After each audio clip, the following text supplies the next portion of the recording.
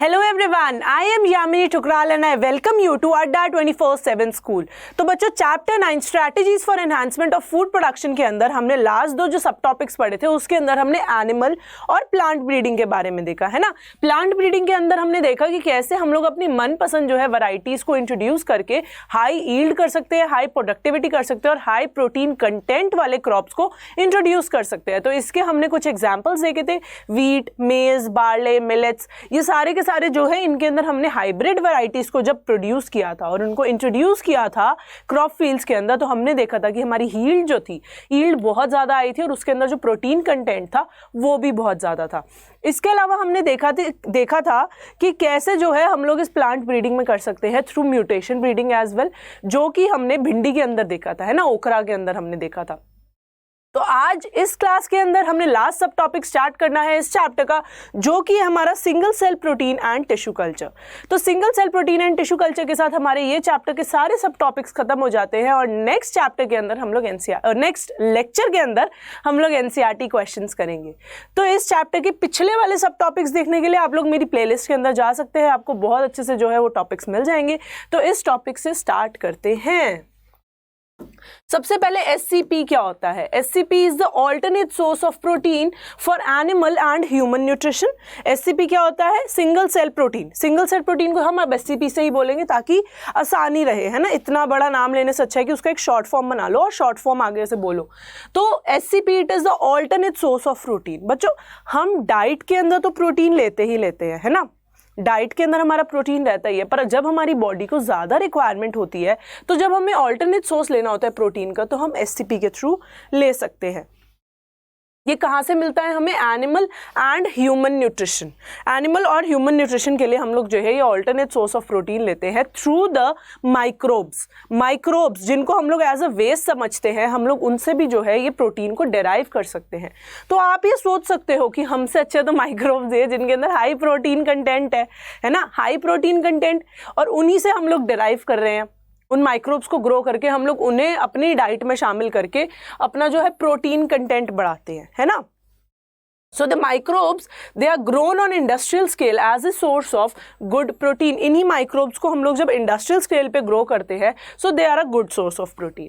Microbes like spirulina, they can be grown easily on material like waste water from potato processing plants. तो जब हम spirulina जैसे microbes की बात करते हैं तो हम इन्हें कहाँ grow कर सकते हैं? कोई special setting हमें नहीं चाहिए होती है, कोई भी special setting नहीं चाहिए होती है। हम लोग easily जो है इनको waste water के ऊपर grow कर सकते हैं, जो कि potato processing plant से आ रहा है। अब वेस्ट वाटर है तो उसके अंदर क्या क्या होगा? जब हम वेस्ट वाटर की बात कर रहे हैं तो उसके अंदर होगा हमारा स्टार्च, क्योंकि वो पोटैटो प्रोसेसिंग इंडस्ट्री से आ रहा है तो उसके अंदर स्टार्च होगा। मोलासेस है, एनिमल मैन्योर और इवन सीवेज भी होता है, और उसी में जो है हमारा स्पाइरुलिना ग्रो करके प्रोटीन कंटेंट अच्छा देता है। तो इससे हमें क्या क्या एडवांटेजेस मिलेंगे? अगर हमने वेस्ट वाटर पे माइक्रोब्स को ग्रो किया, इससे क्या होगा? पोल्यूशन कम होगा, वाटर पोल्यूशन कम हो जाएगा, क्योंकि वो लोग जो है सारा गंदा वेस्ट वाटर जो है कंज्यूम कर लेंगे। उसके बाद में क्या होगा? सीवेज ट्रीटमेंट हो जाएगा। मतलब माइक्रोब्स को ग्रो करने के फायदे बता रही हूँ मैं कि माइक्रोब्स को जब हम वेस्ट वाटर के ऊपर ग्रो करके उनसे डिराइव कर रहे हैं न्यूट्रिशन, तो वो हमारी क्या मदद कर रहे हैं? वो न्यूट्रिशन भी प्रोवाइड कर रहे हैं और वो हमारे एनवायरनमेंट के लिए भी अच्छे हैं, क्योंकि वो वाटर पोल्यूशन कम कर रहे हैं, सीवेज ट्रीटमेंट ज़्यादा कर रहे हैं और भी जो है फायदे होते हैं। So these spirulina, they can serve as food rich in protein, minerals, fats, carbohydrates and vitamins. तो इनको जो है बेसिकली बच्चा इंडस्ट्रियल लेवल पे ग्रो किया जाता है। इंडस्ट्रियल लेवल पे ग्रो किया जाता है मतलब एक लार्ज क्वांटिटीज के अंदर ग्रो किया जाता है। तो इससे क्या होता है? हमारा जो है डिकम्पोजिशन वगैरह सब ये लोग ही कर लेते हैं, है ना, सब ये लोग ही कर लेते हैं। मिथाइलोफिलस मिथाइलोट्रोपस क्या है? It has high rate of biomass production. Methylophilus methylotrophus जो है वो भी हाई रेट ऑफ बायोमास जो है प्रोड्यूस करता है, और it can be expected to produce 25 tons of protein. अगर हमने 250 ग्राम ये ले लिया मिथाइलोफिलस मिथाइलोट्रोपस, मैंने ये शॉर्ट फॉर्म में लिखा है MM, इतना सारा बड़ा नाम कैसे लिखूंगी? तो जब भी मैं ऐसे शॉर्ट फॉर्म में लिखूँ तो तुम समझ जाएगा ना, मैम ने उसको शॉर्ट फॉर्म बना के लिख दिया। ये यूनिवर्सल नहीं है, ये सिर्फ मैंने अपनी ईज के लिए और आपकी ईज के लिए लिखा है। तो 25 ग्राम ऑफ मिथाइलोफिलस मिथाइलोट्रोपस से हमें कितने मिल रहे हैं? 25 टन्स ऑफ प्रोटीन। कितना हाईली रिच है ये, है ना, ये माइक्रोब जो है हमारा, it is highly rich in the protein content, कि वो इतने से माइक्रोब से भी इतना सारा प्रोटीन हमें दे रहा है ना, है ना। तो मिथाइलोफिलस मिथाइलोट्रोपस भी जो है, it has high rate of biomass production. तो मतलब क्या होगा, it can be used in the industries, it can be used in industries. The capacity to generate whole plants from any cell or the explant, it is known as totipotency. So the capacity to generate the whole whole plant, जब हम पूरा का पूरा plant जो है generate करते हैं from a small cell or the explant, it is known as totipotency. जब हमने पूरा का पूरा, जैसे हमारे पास plant का एक part आया, for example leaf या फिर मेरिस्टेम, जो उसके रूट या फिर शूट अपाइसेस है, मेरिस्टम को लेके हमने पूरा का पूरा प्लांट जो है दोबारा से रीजनरेट कर लिया, उस प्रॉपर्टी को क्या बोलते हैं, टूटीपोटेंसी बोलते हैं। So thousands of plants they can be produce from the explants in a short interval of time using suitable nutrient medium. So बहुत सारे प्लांट्स जो है एक्स प्लांट से हम लोग प्रोड्यूस कर सकते हैं in a shorter period of time by using the optimal conditions. अगर ऑप्टिमल कंडीशंस हो तो हम लोग प्लांट को बहुत जल्दी रीजनरेट कर सकते हैं। ऑप्टिमल कंडीशंस के अंदर हमारा क्या आता है, एक न्यूट्रिएंट मीडियम होना चाहिए, एसेप्टिक कंडीशन होनी चाहिए, फाइटो हार्मोन्स का यूज होना चाहिए। And this method of producing thousands of plant, it is called as micropropagation. बहुत सारे प्लांट्स को प्रोड्यूस करने के प्रोसेस को हम लोग क्या बोलते हैं, माइक्रो प्रोपगेशन बोलते हैं। So each of these plants they can be genetically identical। तो जब हमने जो है माइक्रो प्रोपगेशन के थ्रू प्लांट्स को प्रोड्यूस किया है, तो वो जो प्लांट्स हैं जो एक प्लांट के पार्ट से आए हैं, वो सारे के सारे जो है जेनेटिकली आइडेंटिकल होते हैं। वो जेनेटिकली आइडेंटिकल होंगे, डिफर नहीं करेंगे। क्योंकि वो एक प्लांट के पार्ट से ही पूरा का पूरा प्लांट जनरेट हुआ है। आप ये समझ सकते हो कि अगर एक प्लांट का पार्ट है, छोटा सा पार्ट है, उससे हमने पूरा का पूरा प्लांट जनरेट कर दिया, है ना, पूरा का पूरा प्लांट जनरेट कर दिया, तो वो सारे के सारे जो है जेनेटिकली आइडेंटिकल ही होंगे उसी प्लांट पार्ट के, है ना, जेनेटिकली आइडेंटिकल होंगे क्योंकि वो ओरिजिनल प्लांट पार्ट से ही निकले हैं। So they are known as somaclones, they are known as somaclones. बच्चे ये जो टेक्निक्स है ना माइक्रो प्रोपगेशन, सोमा क्लोन्स की, ये सारी की सारी जो है हम लोग टिश्यू कल्चर के अंदर पढ़ रहे हैं कि हम कैसे टिश्यूज का यूज कर सकते हैं to produce plants। So many important food plants like tomato, banana, apple, ये सारे के सारे जो हैं सोमा क्लोन्स, मतलब माइक्रो प्रोपगेशन के थ्रू हम इन्हें बना सकते हैं।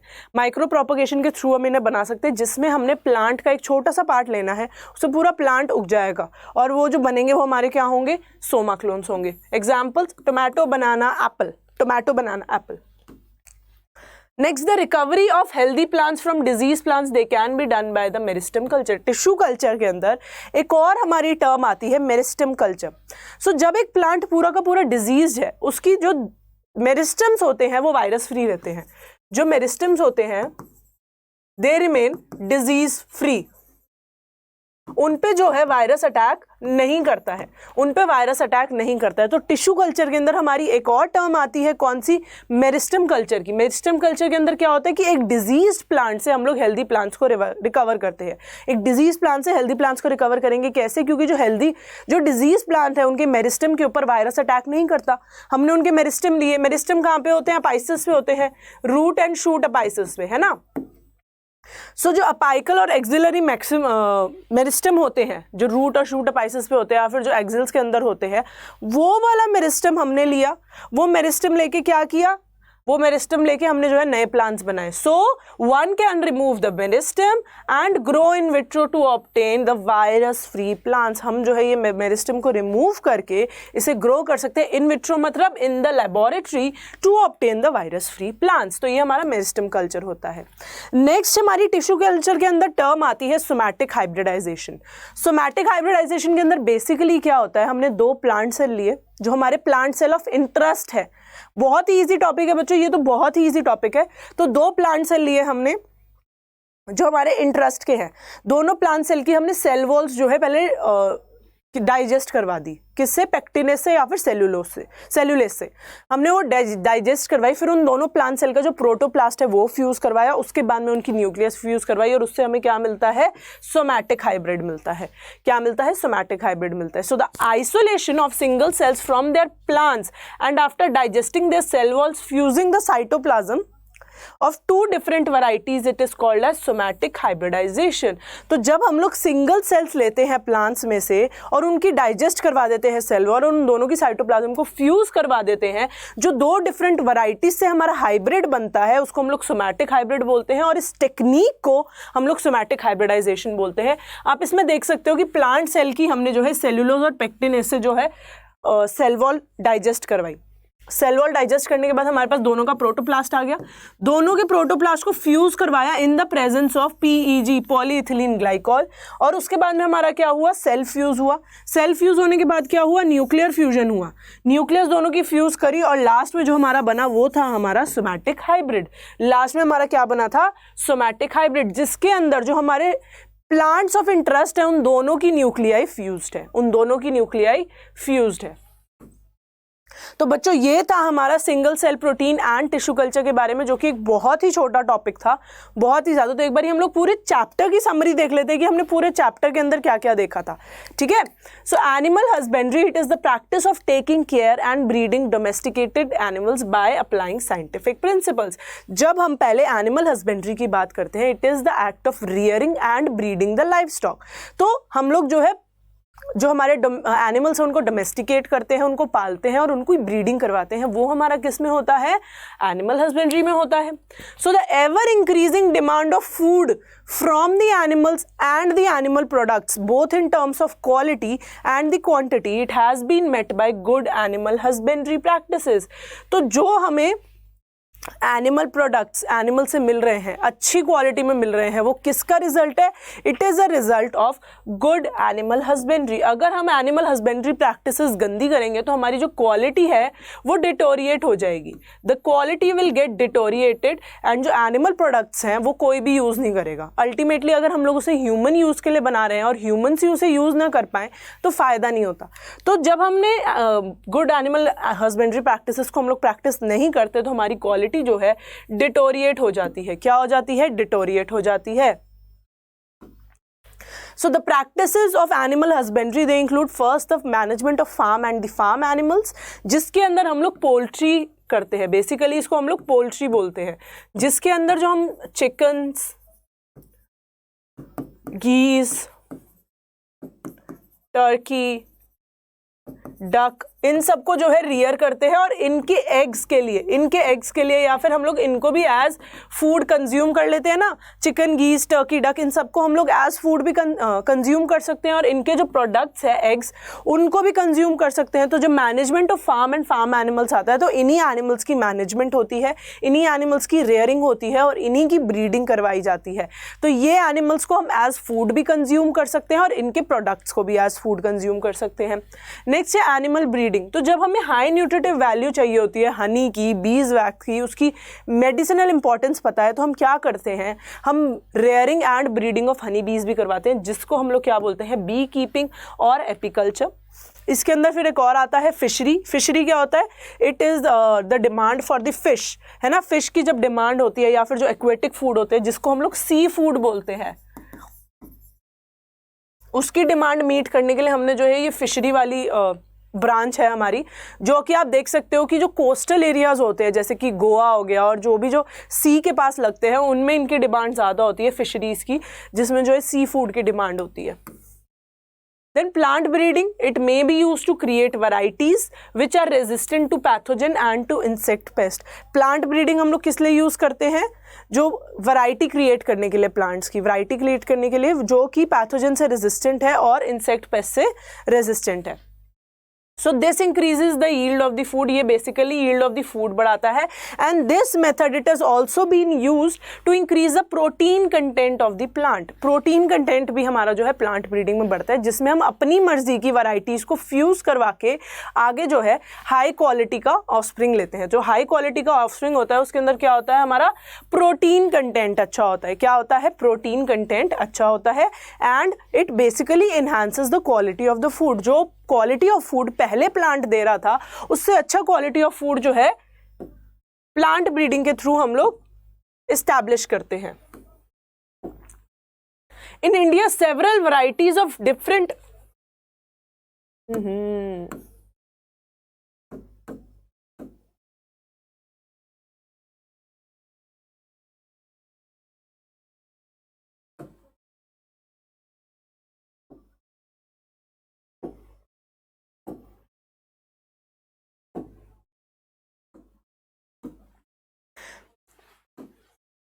In India, several varieties of different crop plants they have been produced. बहुत सारी crop varieties जो है हमारी इंडिया के अंदर produce होती हैं and these all measures they are taken to enhance the production of the food. ये सारे के सारे measures जो देखे गए हैं वो किस लिए लिए गए हैं? To enhance the production of the food. So the techniques of the tissue culture and somatic hybridization, जो कि मैंने आपको बताया tissue culture और somatic hybridization के थ्रू हम अपने plant of interest को लेके उसे आगे grow करवा सकते हैं, जिसके अंदर जो है प्रोटीन कंटेंट ज्यादा होगा और हम इससे जो मैनिपुलेट कर सकते हैं प्लांट्स को वो भी हम लेबोरेटरी के अंदर कर सकते हैं। इससे क्या होगा, एनहांसमेंट होगा प्रोडक्शन ऑफ फूड में। ठीक है, सो इसके क्वेश्चंस पे आते हैं। Which of the following algae it can be grown on waste water, जो कि हमने देखा था अभी, कौन सी जो है वेस्ट वाटर के अंदर ग्रो करती है? A Spirogyra, B Volvox, C Spirulina या फिर D Chlamydomonas. A B C D, इसका आंसर क्या रहेगा? कौन सी जो एल्गी है उसको हम लोग वेस्ट वाटर के ऊपर ग्रो कर सकते हैं? स्पाइरोगायरा, वॉलवॉक्स, स्पाइरुलिना या फिर क्लेमाइडीमोनास। मैंने आपको बताया था कि वो जो है बेसिकली पोटैटो प्रोसेसिंग इंडस्ट्री के वेस्ट वाटर पे ग्रो करती है। पोटैटो प्रोसेसिंग इंडस्ट्री के वेस्ट वाटर पे ग्रो करती है। इतना बड़ा हिंट मैंने आपको दे दिया, स्टार्टिंग में ही हमने ये पढ़ा था। क्या होगा इसका आंसर? जब हम इसके आंसर की बात कर रहे हैं तो पोटैटो प्रोसेसिंग वेस्ट वाटर के अंदर क्या क्या होता है हमारा? एनिमल मैन्योर हो गया, स्टार्च हो गया, सबसे इंपॉर्टेंट है स्टार्च हो गया, ऑफ कोर्स सीवेज हो गई। तो कौन इस पे ग्रो करके जो है हमें हाई क्वांटिटी ऑफ प्रोटीन्स देता है? Option C spirulina, option C spirulina. So which of the following bacterial species it is known for its high rate of biomass production? कौन सी जो बैक्टीरियल स्पीशीज है वो बहुत ही ज्यादा high rate of biomass production करती है? A Methylophilus methylotrophus, B Xanthomonas, C Clostridium या फिर D Rhizomonas. A B C D क्या रहेगा? जो bacterial species high rate of biomass produce करती है, जो कि मैंने आपको क्या बताया था? 250 ग्राम ऑफ माइक्रो ऑर्गेनिज्म हमें कितना देता है? 25 tons of protein. 25 tons of protein. आप देख सकते हो कितना ही ज्यादा high rate of biomass production है, कितना ही ज्यादा high rate of biomass production है। ऑप्शन ए मिथाइलोफिलस मिथाइलोट्रोपस बिल्कुल करेक्ट आंसर है। Option A Methylophilus methylotrophus. Next question, which of the following is the most common source of SCP? इनमें से कौन सा जो है मोस्ट कॉमन सोर्स है SCP का, सिंगल सेल प्रोटीन का? A multicellular yeast, B single cell yeast, C unicellular algae या फिर डी यूनिसेल्यूलर बैक्टीरिया। कौन सा जो है इसमें से most common source of SCP है? जब हम SCP की बात करते हैं तो उनका कोई सोर्स होता होगा जिससे कि हमारे सिंगल सेल प्रोटीन डिराइव होते हैं। तो क्या वो मल्टीसेल्यूलर ईस्ट है, क्या वो सिंगल सेल ईस्ट है, या फिर यूनिसेल्यूलर एल्गी या फिर unicellular bacteria? A B C D क्या रहेगा इसका आंसर? क्या रहेगा? जब हम मतलब SCP हमारा बेसिकली किससे प्रोड्यूस होता है? जब हम प्रोडक्शन की बात करते हैं तो वो हमारा सिंगल सेल ईस्ट से प्रोड्यूस होता है। ऑप्शन बी इसका करेक्ट होगा। जो सिंगल सेल ईस्ट है उसके अंदर क्या होता है? हाई प्रोटीन कंटेंट होता है, हाई प्रोटीन कंटेंट होता है। इसलिए जो हम SCP है सिंगल सेल प्रोटीन उससे डिराइव करते हैं, क्योंकि उसके अंदर जो प्रोटीन कंटेंट होता है बहुत ज़्यादा होता है और अल्टीमेटली वो जो है हम लोग as a substitute alternate source of protein उसे यूज़ कर सकते हैं, है ना। Next question, which of the following is not an organic matter on which microorganism they are raised for SCP। इनमें से कौन सा ऑर्गेनिक मैटर ऐसा है जिसके ऊपर जो है माइक्रो ऑर्गेनिजम्स को ग्रो ही नहीं कर सकते सिंगल सेल प्रोटीन्स के लिए? A sawdust, B paddy straw, C acids या फिर D वे। ABCD। बच्चों जब एसिडिक कंडीशन होगी तो वो क्या करेगा, वो ग्रो ही नहीं करने देगा। जब एसिडिक कंडीशन होगी वो जो है माइक्रो ऑर्गेनिजम्स को ग्रो ही नहीं करने देगा। क्यों? क्योंकि वो क्या करेगा, बेसिकली एसिडिक जब एनवायरनमेंट होता है वो माइक्रो ऑर्गेनिज्म या फिर किसी भी ऑर्गेनिज्म को जला देता है ना, जला देता है।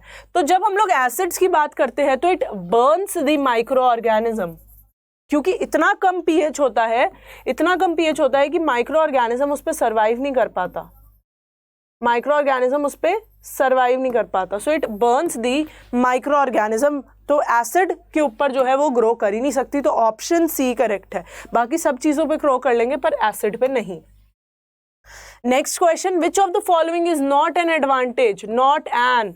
ये जो है कीवर्ड्स हम लोगों ने हमेशा ध्यान रखने हैं कि कीवर्ड्स हम लोग अच्छे से पढ़े। इज एन और नॉट एन, दोनों में बहुत फर्क है। So it is used as a protein rich diet, reduce environmental pollution, increase in supply of protein, D increases water pollution.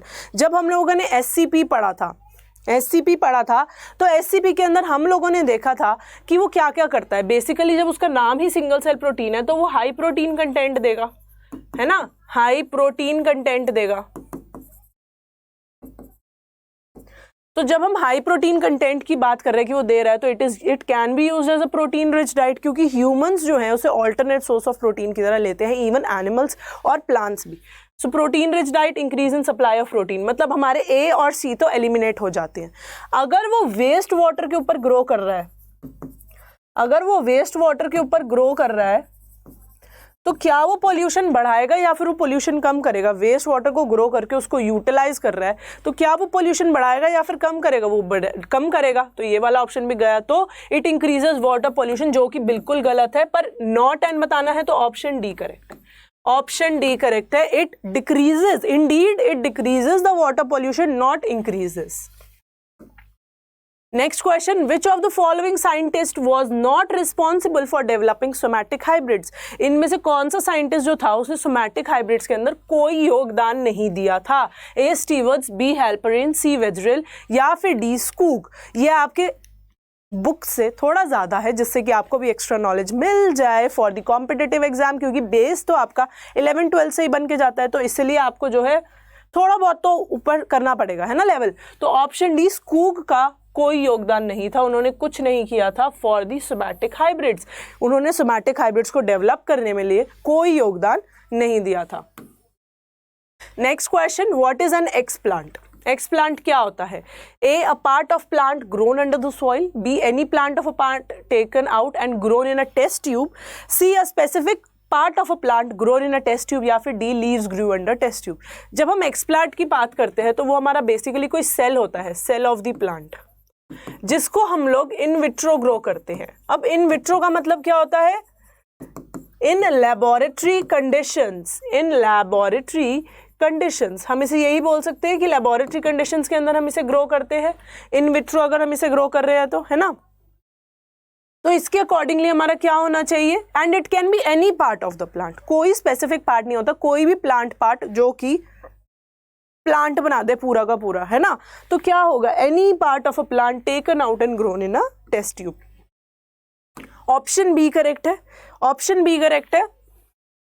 Next question, what are somaclones? जब हम Soma clones की बात करते हैं तो सोमा क्लोन्स क्या होते हैं?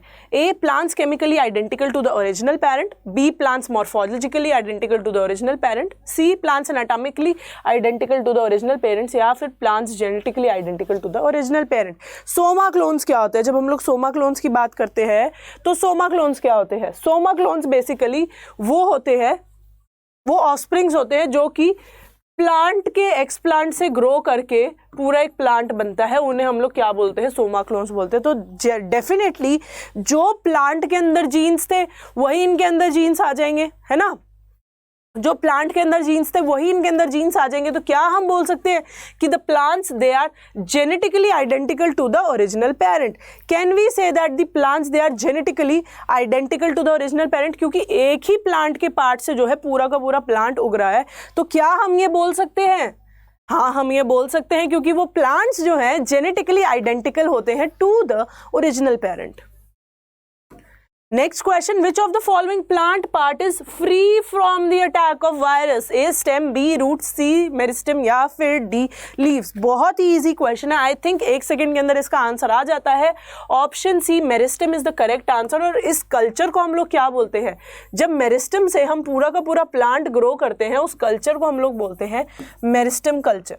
तो इसमें क्या होगा, इवन जो डिजीज्ड प्लांट है उसके अंदर से हम डिजीज फ्री प्लांट को जन्म दे सकते हैं, है ना। जो डिजीज प्लांट है उसके अंदर से भी हम डिजीज फ्री प्लांट को जन्म दे सकते हैं। उसके मेरिस्टम्स को लेके उसको इन विट्रो ग्रो करें तो वो मेरिस्टम कल्चर के अंदर आ जाएगा, और उससे क्या होगा, हमारे एक डिजीज्ड पॉपुलेशन के अंदर से डिजीज फ्री प्लांट निकल आएगा। So the last question is what are somatic hybrids? जब हम सोमैटिक हाइब्रिड्स की बात करते हैं तो वो क्या होते हैं? A hybrid protoplast, B protoplast, C fuse plasmid या फिर डी फ्यूज क्लोरोप्लास्ट। तो जब हमने सोमैटिक हाइब्रिडाइजेशन की टेक्निक पढ़ी थी तो उसके अंदर हमने 2 प्लांट सेल लिए थे, है ना। 2 प्लांट सेल लिए थे, उनकी सेल वॉल को डिसॉल्व करा के कुछ ऐसा बना था, और उसके बाद में उनकी न्यूक्लियस जो है वो फ्यूज कर गई थी। तो ऐसा कुछ प्रोसेस था। तो हमने सेल वॉल को जो था डाइजेस्ट करवा के प्रोटोप्लास्ट को फ्यूज करवाया था। तो क्या हम ऑप्शन ए बोल सकते हैं कि हाइब्रिड प्रोटोप्लास्ट होते हैं, मतलब दोनों प्लांट्स के प्रोटोप्लास्ट आपस में फ्यूज होते हैं, क्योंकि सेल वॉल तो हमने डिसॉल्व कर दी है। तो ऑप्शन ए करेक्ट होगा। क्या ऑप्शन ए करेक्ट होगा कि हाइब्रिड प्रोटोप्लास्ट होंगे, कि दोनों की दोनों सेल वॉल अगर हमने फ्यूज करवा दी फिर प्रोटोप्लास्ट को फ्यूज करा तो क्या होगा, दोनों की दोनों सेल वॉल जो हमने डाइजेस्ट करवा दी और दोनों के प्रोटोप्लास्ट को हमने फ्यूज करा, तो क्या बनेगा, हमारा हाइब्रिड प्रोटोप्लास्ट बनेगा। और उससे क्या बनेगा, हमारा सोमैटिक हाइब्रिड बनेगा, जो कि हमारा लास्ट में ऑफस्प्रिंग बनेगा।